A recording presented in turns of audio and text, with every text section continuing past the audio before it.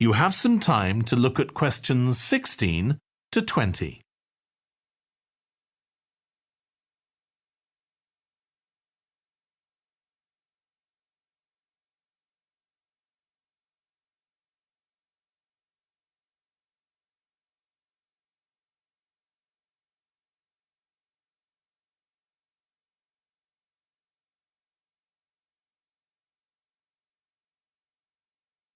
Now listen and answer questions 16 to 20.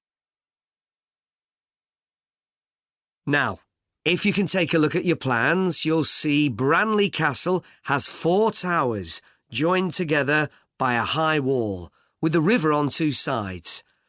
Don't miss seeing the Great Hall. That's near the river in the main tower, the biggest one, which was extended and redesigned in the 18th century. If you want to get a good view of the whole castle, you can walk around the walls. The starting point's quite near the main entrance. Walk straight down the path until you get to the south gate, and it's just there. Don't go on to the north gate. There's no way up from there.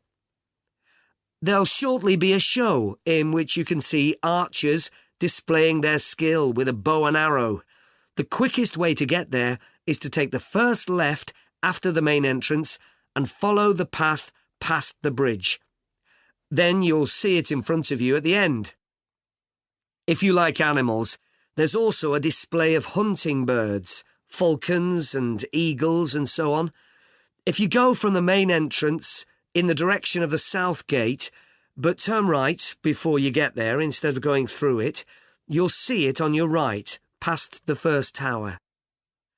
At 3 p.m, there's a short performance of traditional dancing on the outdoor stage.